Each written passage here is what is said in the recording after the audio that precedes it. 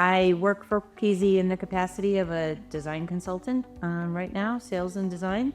My background, I worked for another company before I came to the Cape full-time, about 15, 20 years as a director of sales and marketing for a residential remodeling company, a residential builder.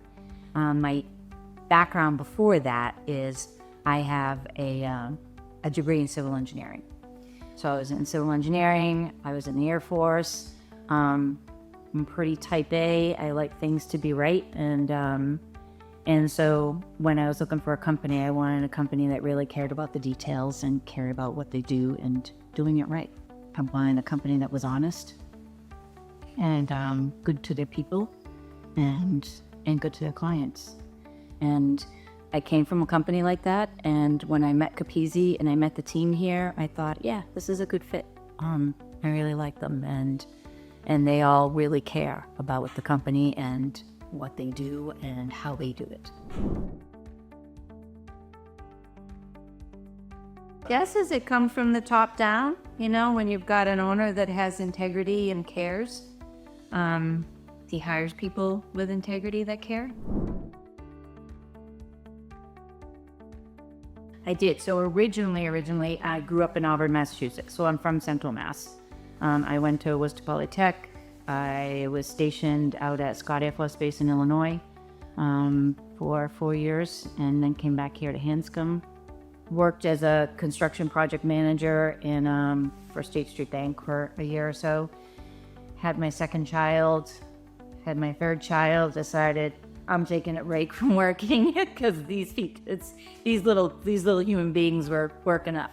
So I stayed home for about 15 years, dabbled in a lot of volunteering and teaching, and was gonna go back into teaching because of my math background. I thought, well, I could teach, I love kids, but the pay really wasn't that great. And I did a little research and hard thinking and decided, you know what, I love construction. I wanna go back into construction. So I got a job working for the town of Billerica as a construction engineer, and watched a bunch of construction, highway construction, road construction, sewer and water lines and all that kind of stuff. And did a little bit of that also, the construction project management and inspections when I was in the Air Force. And that was, out of all the jobs that I did in the Air Force and the military, that was the one that I really loved. And I think it's just because it's a problem, you have to solve it, and you get to see it happen, and it doesn't take forever. My husband was also in, and he was in research and development, and the projects that he was working on took forever, and you never really saw them to fruition. That's the fun thing about residential construction, is it doesn't take forever, and so you get to actually see it happen, and it's fun. I can only confidently sell something if I believe in the product. I'm a straight shooter. And so if I don't believe that we have a team that's gonna do what I say we're gonna do, then I'm not gonna end up selling it, because I can't. I'm just not that kind of a person. And these guys are great. They all care. They all behave as if they're in their own home. When they go into your home and they're working on your home and they're putting up the trim, they're not just gonna, throw it up. They know they're only gonna do it if that's how they wanted it in their house. I had one project where it was a basement, and I said, you know what? They don't want to spend a lot of money. The kids are gonna be down here. Just slap up the baseboard. They're like, yeah, no, not happening. No, we're gonna mite the corners and we're gonna do it right. That's what we do. I like projects where there's a little bit of a problem and we have to figure out a solution and work together to figure out that solution. And I do a lot of listening when I talk to the clients, when I talk to our customers. I think that's the only way you can actually get them what they want, is to really listen and communicate and pay attention to what they're saying and what they want. I had one client who was vision impaired, severely vision impaired, and we were renovating her kitchen. So we did, I did talk to her a lot, and I did my own research and found that there's some things that we can do to make the kitchen more comfortable for her. And so there's things like, we actually, one of the only kitchens that I ever put laminate countertops in, because everyone wants stone nowadays, or manufactured quartz. But her depth perception wasn't that great. And so she was afraid to put in stone because she would smash the glass. when she went to put it down. So she actually got laminate countertops. She wanted white cabinets, and so we did a dark laminate so that there was a contrast. As she was walking into the kitchen, you could see the difference between the countertop and the cabinets so that the shadows showed up. We added a lot of lighting, under cabinet lighting, toe kick lighting in the toe kick. So things like that, it's fun to be able to help someone with a problem.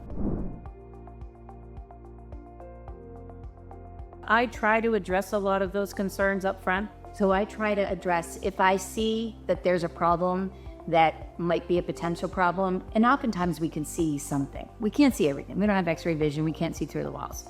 But oftentimes we can see, oh, that doesn't look right. Like there's something going on there and we don't know what it is. We can't tell you how much it's going to cost to fix it because we don't know what it is.